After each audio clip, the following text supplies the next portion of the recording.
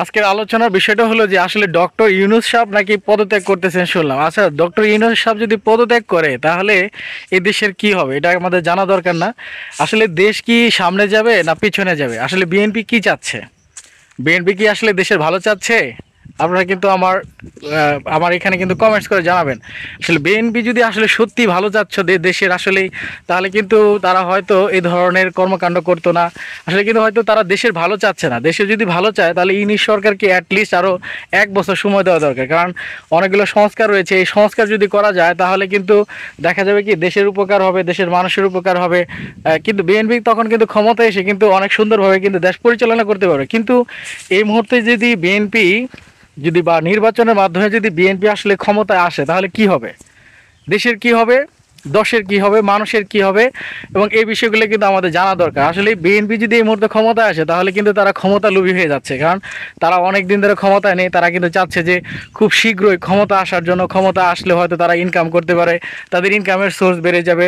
এবং অনেকে তারা কিন্তু নেতারা বসে আছে যে টাকা ইনকামের জন্য, যে টাকা দরকার টাকা দরকার, এই টাকা ইনকাম করে কিন্তু তারা হয়তো অনেকে বড় কোটিপতি লাখপতি হয়ে যাবে। এই যে চিন্তা থেকে কিন্তু বিএনপি খুব তাড়াতাড়ি নির্বাচন চাচ্ছে, আমার যেটা বিশ্বাস। আসলেই আমি যদি পার্সোনালি বা ব্যক্তিগতভাবে বিএনপিকে সাপোর্ট করি বা বিএনপিকে সমর্থন করি, কিন্তু তারপরেও আমি চাইবো বিএনপির এই মুহূর্তে উচিত নয় যে নির্বাচনকে চাওয়া। আসলে তারা উচিত, তারা যেহেতু খাচ্ছে, তারা কিন্তু সরকারে থাকা অবস্থায় যেভাবে খাওয়া যায় আর সরকারে না থাকা অবস্থায় যেভাবে খাওয়া যায় তার চেয়ে কিন্তু তারা ভালো খাচ্ছে। এবং তারা যে খাচ্ছে এতে কিন্তু বিএনপির কোনো ক্ষতি হচ্ছে না বা বিএনপির কোনো লস হচ্ছে না। এই জন্য আমার মনে হয় যে আসলেই বিএনপিকে এই থিং থেকে বের হয়ে আসা উচিত। কারণ তারা তো ইনকাম করতে পারতেছে, তারা সরকার থাকলেও ইনকাম হচ্ছে, সরকারে না থাকলে ইনকাম হচ্ছে। এর মানে কি তারা কিন্তু আরেকটা আরেকটা জায়গায় কিন্তু ঘাড়ের উপরে, মানে কি বলে এটাকে, ঘাড়ের উপরে বসে কিন্তু তারা খেতে পাচ্ছে। এই যে সুযোগটা তারা কিন্তু মিস করবে। এবং যদি এই সরকার মানে ইউনিশ সরকার বা ইউনিশ যদি পদত্যাগ করে তাহলে কিন্তু দেশের বিশাল সমস্যা হয়ে যাবে। এটা কিন্তু অনেকে জানে। এবং কি ক্ষতি হবে এটা আমি বিশ্লেষণ করলাম না, আপনারা জানেন যে দেশের বিশাল ক্ষতি হয়ে যাবে। অনেকে বলতেছেন যে করিডোর, এই বিভিন্ন ধরনের জিনিস না, কিন্তু আপনারা থিঙ্ক করতেছেন যে এই জিনিসগুলো কিন্তু ইউনিশ সরকার দিয়ে দিচ্ছে বা এটা করতেছে, হ্যান করতেছে, ত্যান করতেছে। অনেকে কিন্তু ভালো কমেন্টস করেন অথবা কিন্তু অনেকে মন্দ কমেন্টস করে, যে যাই কমেন্টস করেন না কেন ভাই, ইউনিশ সরকার আছে বিধায় কিন্তু দেশটা কিন্তু এখনো টিকে আছে। নাহলে কিন্তু বহিঃশক্তির ধাক্কা, বিভিন্ন ধাক্কার মাধ্যমে কিন্তু এই দেশ কিন্তু অন্যরকম হয়ে যেতে পারতো। কিন্তু সেটা কিন্তু ইউনিশ সরকার থাকার কারণে কিন্তু অনেকে কিছু বলতে পারতেছে না। যদিও তাকে আপনারা সুদখোর বলেন, ঘুষখোর বলেন, আমিও জানি পার্সোনালি তিনি সুদখোর, সুদের ব্যবসাকে সামনে দিয়েছেন, সেই জন্য আমেরিকা তাকে নোবেল পুরস্কার দিয়েছে। এটাই স্বাভাবিক।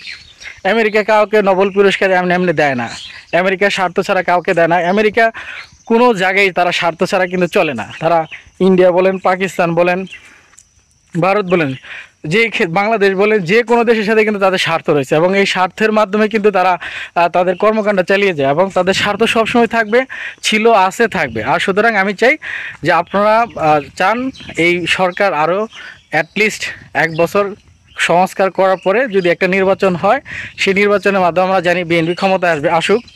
বিএনপি ক্ষমতায় এসে তার যে পলিসিগুলো তারা মেনটেন করুক, তারা সুন্দর করে দেশ চালাক, আমি সেটা চাই।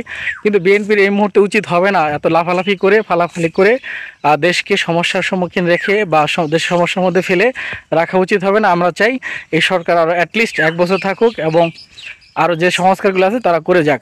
সবাই ভিডিওটি ভালো লাগলে লাইক এবং শেয়ার করে দেবেন।